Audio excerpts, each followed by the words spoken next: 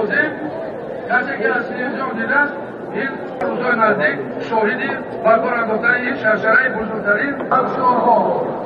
هر مملکت‌ها که با دقیق خاموش و پیشت اسلامی دولت‌داری جناب کردیم نه تنها صفتی از این جامعه است انتخاب پایتخت امام علی رحمه